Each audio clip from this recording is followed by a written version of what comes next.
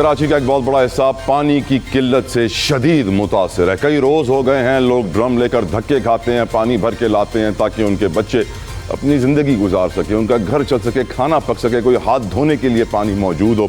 اسی کے علاوہ ہم یہ بھی جانتے ہیں کراچی 3 کروڑ کا شہر ہے, میٹروپولس, فائنینشیل ہب, سب کچھ ہونے کے باوجود یہاں پر بجلی کا بھی بحران, پانی کا بھی بحران, گیس کا بھی بحران. اور اس کے علاوہ جو لیٹسٹ خبر آئی ہے, وقار بھٹی پاکستان کے ایک اور بڑے کمال صحافی ہیں, انہوں نے یہ رپورٹ کیا ہے کہ کراچی میں روزانہ جو ڈیٹا آ رہا ہے اس کے مطابق 100 دل کے دورے پڑ رہے ہیں, جس میں سے 40% نوجوان ہیں. 100 میں سے 40 لوگ نوجوان ہیں. ہم بھی اپنے آس پاس دیکھتے ہیں کہ یار کیا وجہ ہے کہ 25-26 سال کے لڑکوں کو دل کا دورہ پڑنا شروع ہو گیا ہے. ڈاکٹرز کہیں گے ان کا کھانا صحیح نہیں ہے, ان کا لائف سٹائل صحیح نہیں ہے, اسکرین ٹائم بہت زیادہ ہے, اسٹریس بہت زیادہ ہے. بچپن چھوٹی عمر میں نوجوان ویپس کرنا شروع ہو جاتے ہیں, نشے میں پڑ جاتے ہیں, سگریٹ پیتے ہیں. لیکن میٹر آف دا فیکٹ ایک بہت بڑی وجہ یہ بھی ہے, دا اسٹریس, پریشانی.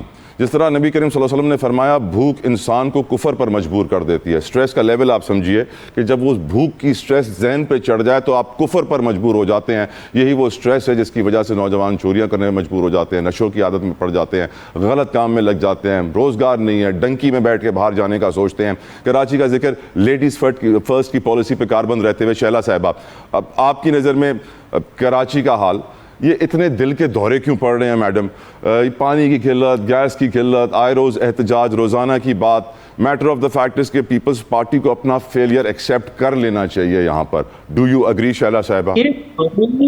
پانی پروڈیوس نہیں کیا جاتا, پانی ہمیں حصے میں آتا ہے, اور یہ نااہلی سندھ کی یا کراچی کی نہیں ہے, یہ نااہلی باقی صوبوں کی ہے کہ وہ اپنے یہاں روزگار کے ذرائع نہیں پیدا کرتے.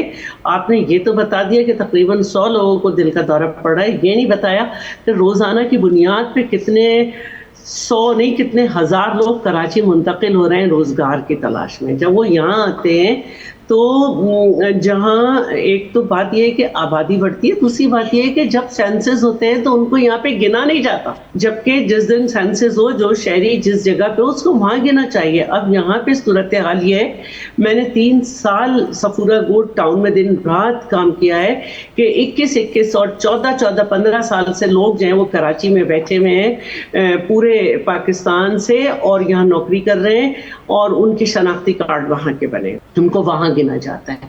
یہ اتنا بڑا مسئلہ تھا. میں نے 1 سال نادرا کی وین کو وہاں انگیج کیا کہ کس طرح سے جو ہے میں ان کے NIC جو ہے وہ آرڈر میں لاؤں کہ بھئی آپ 12 15 21 20 سال سے کراچی میں بیٹھے ہوئے ہیں تو آپ دوسرے صوبے سے اپنا NIC ختم کریں. وہ ہم سے انکم سپورٹ بھی مانگتے ہیں, پھر انہیں ہم سمجھاتے ہیں کہ آپ کو اس ایڈریس پہ کیسے مل سکتا ہے جب آپ کا NIC وہاں کا ہے.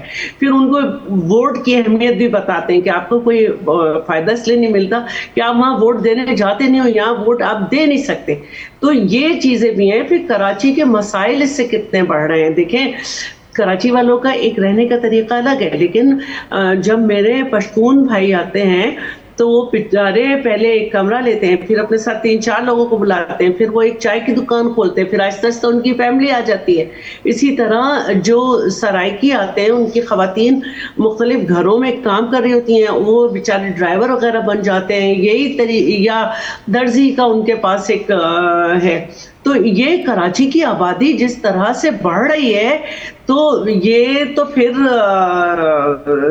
اس طرح تو ہوگا کہ یہاں کے لوگوں کے اندر مسائل, اور وہ کہتے ہیں یہی ہیں سوشل میڈیا پہ, آپ کو معلوم ہے بڑی وائرل چل رہی ہے میڈم وہ ویڈیوز جس میں کہا یہی جاتا ہے کہ سازش کا پہلا قدم ہی یہ ہے کہ کراچی کو صحیح گنا نہ جائے. ڈیٹا جو ہے وہ غلط ہوگا تو پھر سارے حساب ہی غلط ہو جائیں گے. اس میں کراچی کو کوئی ٹھیک کر ہی نہیں سکتا. آپ کی اتنی آبادی بڑھ رہی ہے, کوئی طریقہ کار ہونا چاہیے. ٹھیک ہے پاکستان کراچی جو ہے کیپٹل ہے, ہمارا معاشی ہب ہے, ہمارا آئین یہ کہتا ہے, لیکن پھر اس کے وسائل کو بھی اسی طرح دیکھیں نا. اب یہ سیاسی باتیں کرنا کہ یہ سے آپ سوچو, دل پہ ہاتھ رکھ کے سوچو کہ کراچی کی آبادی ایکچوئل کیا ہے اس وقت. میں ایگری کرتا ہوں. اور میڈم یہ ایک سوچی سمجھی سازش کے تحت ہی کراچی کو موٹر وے نہیں ملتا, کراچی کو اس کا ترقی کا حق نہیں ملتا. یہ ایک پلان ہی ہے کہ کراچی کو اس کا شیئر نہ ملے. بھائی کراچی کو تو کچھ بھی نہیں ملا, کراچی کو تو اس کے صحیح نمائندے بھی نہیں ملتے جن کو وہ ووٹ دیتے ہیں. تو سارے مسائل جو ہے نا وہ بہت پریشان. میڈم آدھے سے زیادہ نمائندے تو آپ کے ہیں. میڈم آپ کہہ رہے ہیں کراچی کو صحیح نمائندے نہیں ملتے, مجھے بات یہ ہضم نہیں ہوئی. بتا رہی ہوں کہ بہت سارے نمائندے ایسے ہیں جو نہیں کراچی. آپ کہہ رہے ہیں کراچی سے MQM والوں کا صفایا ہو جائے تو کراچی کے سارے مسئلے حل ہو جائیں گے. کو یہیں رہنے دیں کیونکہ ہم مسائل کی طرف جا رہے ہیں. کیونکہ اگر صحیح نمائندے بھی مل جائیں تو میں نے جو مصیبت بتائی ہے وہ اصل یہی ہے کہ کراچی کی آبادی اس کے بہت زیادہ ہے. میں ایک چھوٹی سی مثال دے دیتی ہوں. ہاشم رضا زیدی صاحب کمشنر تھے. میں نے ان سے کہا کہ محرم بھی شروع ہو رہا ہے, درمیان میں سڑک ہے, دونوں طرف امام بارگاہ اور مساجد ہیں اور گھٹنوں گھٹنوں پانی بھرا ہوا ہے, آپ کچھ کریں. انہوں نے میری بات کو بہت عزت دی, بڑا آنر دیا.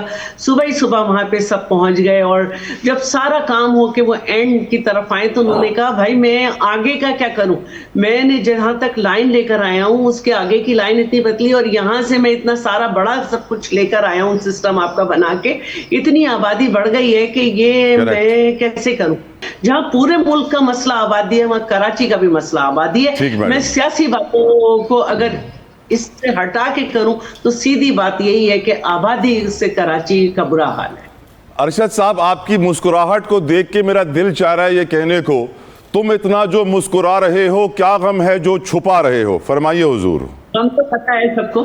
بس میری بہن اصل میں میرے سامنے ہے, اس پر بیٹھی. میں صرف ان سے اتنی ریکویسٹ کروں گا, میں مزید بحث میں نہیں جاؤں گا ورنہ پھر وہ ڈسٹرب ہو جائے گی باتیں ہماری.